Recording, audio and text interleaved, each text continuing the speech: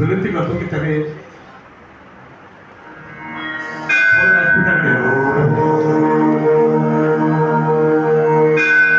मगाशी जे सर्व मान्यवर या ठिकाणी व्यासपीठावर आले होते सर्व डॉक्टर, त्या डॉक्टरांना एक विनंती करतो की थोडंसं कळके साहेबांना आपण सर्वांच्या वतीनं या ठिकाणी पुष्पगुच्छ द्यायचं आहे आणि त्यांचे विशेष आभार का मानतोय ते नंतर थोडक्यात सांगतो.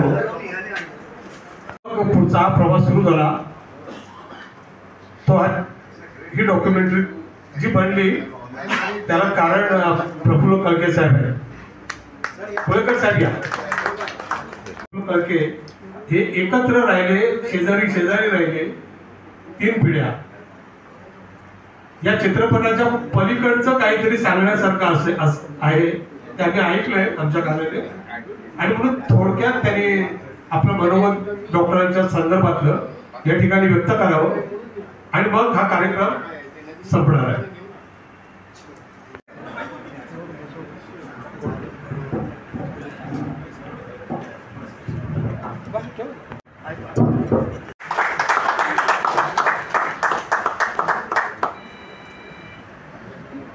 नमस्कार. आवाज येतोय का शेवटपर्यंत? नमस्कार. मी आता इथे जेवढे मान्यवर बसले ते सगळेच मला आदरणीय आहेत, कारण मी सगळ्यांना ओळखतो, सगळे मला ओळखतात. त्यामुळे मी प्रत्येकाची नावं घेत नाही, सगळ्यांना इथूनच मी वंदन करतो. आज रवींद्र मालू सरांनी मला काही बोलण्याची संधी दिली. 2-3 गोष्टी सांगतो, कारण डॉक्टर डोंगऱ्यांचा मी शेजारी आहे, त्यामुळे मी अत्यंत भाग्यवान आहे. आणि आता आपल्याकडे दसरा आणि दिवाळी आता येतील, तर आपण एक नेहमी असे एक वाक्य बोललं जातं की साधू संत येती घरा तोची दिवाळी दसरा. पण त्याचा अर्थ काय तो मी तुम्हाला सांगतो. डॉक्टर डोंगरे जेव्हा लहान होते तेव्हा त्यांची आजी ही खूप धार्मिक बाई होती आणि आता अशी धार्मिक माणसं बघायला मिळणं पण कठीण असतं. मी बघितले लहान असताना, तर त्यांच्या घरी गाडगे महाराज येत असत आणि गाडगे महाराज येतात आणि ते आल्यानंतर कधीही घरात बसत नसत. बाहेर आमचा चौक आहे, त्या चौकात बसून त्यांनी जे काय दिलेलं ते स्वीकारत असत. सांगण्याचा महत्त्वाचा मुद्दा असा, जेव्हा डॉक्टर डोंगऱ्यांना त्यांची भेट झाली तेव्हा गाडगे महाराजांनी त्यांना सांगितलं की सेवा कर तू, आणि ते ब्रीद लक्षात ठेवून हे एवढं कार्य झालेलं आहे. दुसरं, त्यांनी त्या फिल्ममध्ये एक दाखवलं, साईबाबांचा फोटो आहे, कारण मी डॉक्टर डोंगऱ्यांना लहानपणापासून बघितलं आहे. तसे ते देव मानणारे नाहीत, म्हणजे तुमच्या आमच्या दृष्टीने देवळात जाणं, गंध लावणं, पूजा करणं, पण त्यांनी जो देव बघितला आहे तो आपण बघितलेला नाही आहे. तर मी त्यांना विचारलं की म्हटलं तुम्ही साईबाबांची फोटो फ्रेम घरात का लावली? तर ते म्हणाले, तू चांगला मला प्रश्न विचारलास. साईबाबांच्या मागे जो त्यांच्यावर छत्र धरून उभा आहे त्या माणसाला लेपरसी झाली होती, म्हणून मी त्याला जवळ केला. आणि दुसरं, बरेच जणांनी साई चरित्र वाचलेलं आहे. साईबाबा जेव्हा भाजले होते आणि त्यांना जखम झाली होती, तर जखम हील जी करतात, ड्रेसिंग करतात, तिथे बरेचसे मान्यवर डॉक्टर उभे आहेत, त्यांना माहिती आहे की साईबाबांनी सांगितलं की माझी जखम ज्याला लेपरसी झाली तो रोज ड्रेसिंग करेल माझं, आणि त्यांच्याकडनं ते करून घेत असत. त्यामुळे ते म्हणाले की साईबाबा मोठे आहेत, म्हणून मी त्यांचा फोटो घरात ठेवला. हे फार कठीण असतं, या गोष्टी आपल्याला माहिती नसतात. आणि दुसरी आणखी एक छोटीशी घटना सांगतो की आपण जे युसुफ मेहर अली सेंटरचं एक शूट बघितलं डॉक्टर जी पारिक सरांकडे. तर आणि मी असा भाग्यवान आहे की डॉक्टरांबरोबर त्यांच्या प्रत्येक ठिकाणी गेलेला आहे, त्यामुळे मला प्रत्येक ही गोष्टी माहिती आहेत, आठवत आहेत. तर तारा म्हणून जे केंद्र आहे, आपण जेव्हा पनवेलकडनं पेणकडे जातो तेव्हा उजवीकडे तारा केंद्र आहे, तेव्हा ते फार छोट्या प्रमाणात होतं आणि आदिवासी पाड्यात जायला लागायचं आणि साधारण तुम्हाला माहिती आहे तिथे काही अजूनही हॉटेल्स नाही आहेत. तर त्या काळात तर म्हणजे काहीच नव्हतं. तर डॉक्टरांनी सगळा त्या पाड्यातनं सर्वे घेतला आणि सर्वे घेतल्यानंतर त्यांच्याबरोबर त्यांचे जे सहकारी होते त्यामुळे जर आपल्याला भूक लागली काहीतरी आपण खाऊया किंवा काही बघूया तर ते म्हणाले इथे बरीचशी वस्ती आहे पाड्यावर, त्यांनाच विचारू आपण की आपल्याला काय मिळू शकेल का. म्हणून मग काही कातकरी माणसं होती, त्यांना विचारलं की बाबा असं असं काय. त्यात एक खूप म्हाताऱ्या आजी होत्या, त्या म्हणाल्या बसा ना. त्यांनी एक घोंगडी घातली, तेव्हा डॉक्टर डोंगरे आणि त्यांचे सहकारी बसले. ते म्हणाले आम्हाला पाणी आणि भूक लागली का आहे का. ते म्हणाले हो 5 मिनटं थांबा मी तुम्हाला देते. आणि त्यांनी पाणी दिलं आणि त्या 10 मिनिटांनी बाई 2 पानांवर उंदीर भाजलेले आणले त्यांनी आणि त्यांनी सांगितलं की हे घ्या. तर ते म्हणाले हे काय. अहो म्हणजे आम्ही हेच खातो, ते तुम्हाला आम्ही दिलं. आमच्याकडे पाहुण्याला आमच्याकडे आम्ही खातो ते देण्याची पद्धत आहे. त्या काळात त्यांनी अशी कामं केलेली आहेत. दुसरं आपण जे शांतीवनचं बघितलं, शांतीवनमध्ये ब्रिज नव्हता, काही नव्हतं, पाण्यातनं जायला लागायचं, पण त्यांनी कधीच ते थांबवलं नाही. तिसरं सांगतो की आपण जेव्हा ठाण्याकडे जातो, मुलुंड आणि ठाण्याच्या मध्ये उजवीकडे कोकरी म्हणून एक एरिया आहे ज्याला आता धर्मवीर आनंद दिघे नगर म्हणतात.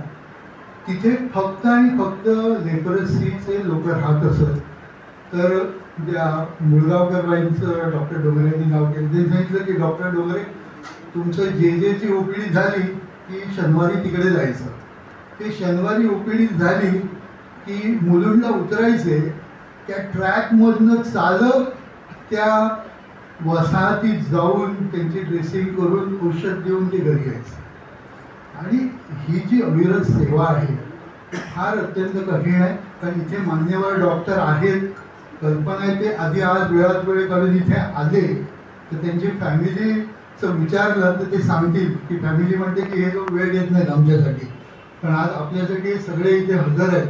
आज डीन आहेत डॉक्टर प्रीतम पाठारे, तर आज मुंबईतले मोठे तज्ज्ञ आहेत. आमच्या बालमोहन शाळेत कुठल्याही शिक्षकांना काही अडचण आली डॉक्टर प्रीतम पाठारे, पै सर आहेत, डोंगऱ्यासारखंच कार्य पुढे करतात. म्हणजे मला वाटतं पुढची फिल्म त्यांच्यावर बनवायला तर इथे डीन आहेत नायरचे. योगायोग असं सांगतो, आम्ही ज्या मजल्यावर राहतो, माझे काका पण पहिले नायरचे डीन होते, डॉक्टर BR कळके म्हणून. He was first CVTA surgeon of Mumbai. त्यामुळे आमचा हा मेडिकल क्षेत्राशी संबंधित आणि अशा अनेक गोष्टी डॉक्टर डोंगऱ्यांबद्दल. आणि सेवा दुसरं अत्यंत शेवटचं सांगतो, आपण रामकृष्ण मिशन सकवालचं एक बघितलं की तिथे आमच्याकडे फक्त आणि फक्त संन्यासी लोक सगळं हे काम करतात. तर जेव्हा डॉक्टर डोंगरे येत असत आणि पेशंटना तपासत असत तेव्हा मला 2 संन्यासींनी सांगितलं की हे पेशंट, एक तर ते पेशंटबद्दल माझा पेशंट ही त्यांची शेवटपर्यंत संकल्पना आहे, अजूनही ते माझा पेशंट म्हणतात. आणि पेशंट तपासताना ते विदेही अवस्थेत जातात असं मला 2 संन्यासांनी सांगितलं होतं. जिथे ही आपली मंडळी मोठी आहेत, ज्यांना अध्यात्माची माहिती आहे, विदेही अवस्था म्हणजे काय असते ते खूप उच्च अवस्था आहे, ते राहतात त्याच्यात. पण परत सांगतो ते कुठल्याही देवळात जात नाहीत किंवा कुठेही जात नाहीत, पण देव त्यांनी बघितला एवढं मला निश्चित खात्री आहे. आणि खूप बोलण्यासारखं आहे, पण माधुरी सरांनी विनंती केली आणि हा आज इथे कार्यक्रम घडवून आणला. तुम्हाला सांगतो की अशा प्रकारचे सामाजिक कार्यक्रम आता कमी होत चालले, कारण का समाजसेवा करायची हे फार कठीण आहे आणि घरचे बाहेरचे लोक पण त्याला प्रोत्साहन देत नाहीत. तर त्यांचे मी आभार मानतो. आणि not list but Jagdish Pulekar हे आमचं गप्पा मारताना बोलणं झालं. मी डॉक्टर डोंगऱ्यांबद्दल बोललो आणि एका नावाचा उल्लेख करणं मला म्हणजे गरज आहे त्याची. ज्यांचे जे बंधू आहेत सतीश पुळेकर, हे दोघंही आमच्या घरी आले. मी डॉक्टर डोंगऱ्यांची भेट घालून दिली आणि ही पुढची फिल्म झाली. आणि जेव्हा फिल्म करायची असते, जसं आता हा हॉल आहे, इथे बरीचशी लग्न होतात. आता त्यांनी हा समारंभ केला आहे, ह्यांच्या मागचे कष्ट मला माहिती आहेत. किती दिवस त्यांचं काम हे चालू आहे, प्रोजेक्टर आणा, हे आणा, माणसं आणा, हे सोपं नाही. इथे बसून टाळ्या वाजवायला फार छान असतं, म्हणजे काय कष्ट असतं ते मला माहिती आहे. तर ही फिल्म बनताना ज्या ज्या लोकांचं कॉन्ट्रीब्युशन आहे त्यांची फक्त मी नावं घेतो. एक पहिलं म्हणजे जगदीश पुळेकर, हे तर सर्वासर्व आहेत आमचे. त्यांचेच बंधुराज सतीश पुळेकर. ही जी टायटल्स जी केली ते आपल्या महाराष्ट्रात पद्मश्री अच्युत पालव लालबागचे, त्यांनी ही सर्व ही सुलेखन केलेलं आहे. नंतर हे शब्द जे आहेत ते डॉक्टर समीर भोरे त्यांचे आहेत. नंतर हा जो आवाज तुम्ही जो ऐकला हा देवाजी सैकिया, हा बंगाली माणूस आहे, पण त्यांनी इंग्लिशमध्ये फार दर्दामारा आवाज हे केला. दुसरं ह्याचे एक्झिक्युटिव्ह प्रोड्युसर किशोर चव्हाण. नंतर ह्याचं एडिट करायचं असतं, कारण का डोंगरात आम्ही खूप ठिकाणी फिरलो, खूप ठिकाणी शूट केले, पण परत काय घ्यायचं त्यातलं अर्धा तास 30 मिनिटं, त्यासाठी त्यांनी जे काम केलं पराग सावंत. आणि सर्वात महत्त्वाचं शूटिंग, इथे दोघे जण हजर आहेत. अजित नाईक आहेत ॲज वेल एज राजेश आहेत. राजेश उभेला अजित नाईकांना तर तुम्ही बघितलं, पण राजेश पण मागे बसले. त्या दोघांनी हे सगळं काम केलेलं आहे, राजेश. आणि ह्याचं जे संगीत आहे ते नंदलाल रेळे, ते पण एक मोठं व्यक्तिमत्व आहे. आणि असंख्य, म्हणजे ही जी नावं 4-5च घेतली, पण ह्या असंख्य लोकांच्या कष्टामुळे आज ही फिल्म तयार झाली आणि आज आपल्याला बघायला मिळाली. आणि ह्यांनी सगळं तन मन धन त्यासाठी खर्च केलेलं आहे. त्यामुळे ह्यांच्यासाठी एका टाळ्या.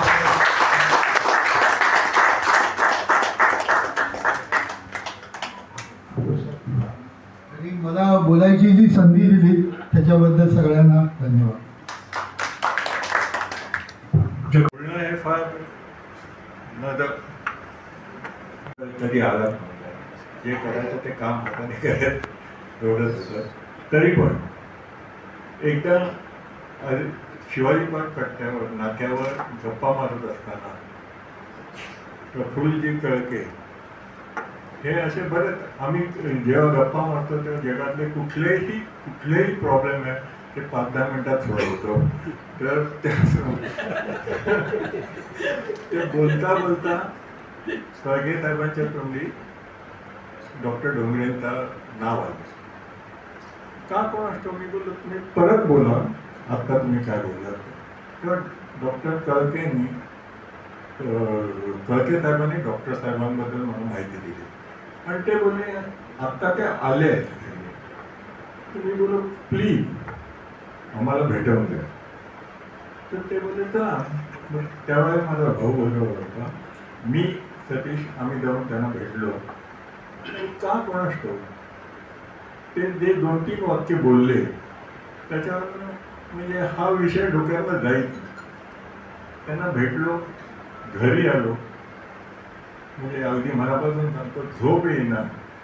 सतत त्यांचाच विचार येत होता. एक माणूस ज्या वेळेला आपल्या भविष्याचा विचार करतो, शिक्षण पूर्ण झाल्यानंतर नोकरी, नंतर लग्न, नंतर मुलांचं, असं आपला संसाराचा विचार, त्यावेळेला हा माणूस एक लेप्रसी पेशंटला बघून याच्या तोंडावर मी कसा हसू आणू शकेन याचा सतत विचार करत. तर हे त्यांचं जे विचार करण्याचे हे होते ते माझ्या डोक्यातनं जायच ना.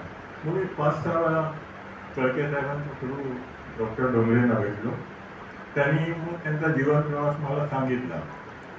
मग मी त्याच्यावर एक स्क्रिप्ट तयार केली, ती काही लोकांशी डिस्कस केली.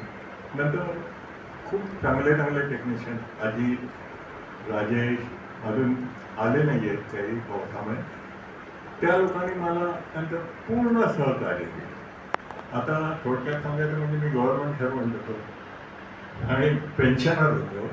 पैसे असे खूप नव्हते, तर पेन्शन झाल्यावर मी त्यांची फी देत असेल, तर ती पण 10 रुपये असेल तर ते 7-8 रुपये घ्यायचे, 5 रुपये घ्यायचे, त्यांची मदत होती. असं करून ही फिल्म कंप्लीट झाली. आणि आय थिंक की ती बरी झाली असावी.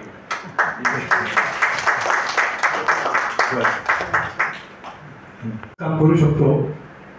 ज्या शुभेच्छा जेव्हा आपण देतो आपल्या देशात तसं देशाच्या बाहेर सुद्धा आंतरराष्ट्रीय स्तरावरती डॉक्युमेंटरीचे फेस्टिवल्स आयोजित केले जातात.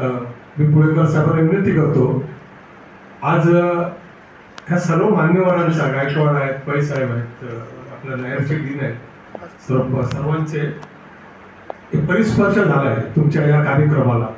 तेव्हा ही फिल्म तुम्ही पाठारे साहेब ही फिल्म तुम्ही प्रत्येक फेस्टिवलसाठी पाठवा आणि मला खात्री आहे की निश्चितपणानं तुम्ही बक्षिसास पात्र व्हाल. आणि हा जो या चित्रपटाच्या मागचा जो विचार आहे तोही जगात स्वीकारला जाईल अशा प्रकारच्या अगदी चांगल्या भावना व्यक्त करतो. तुम्हाला शुभेच्छा देतो आणि हा कार्यक्रम संपला. आपल्या सर्व मान्यवरांचे आभार मानून ते थांबतो.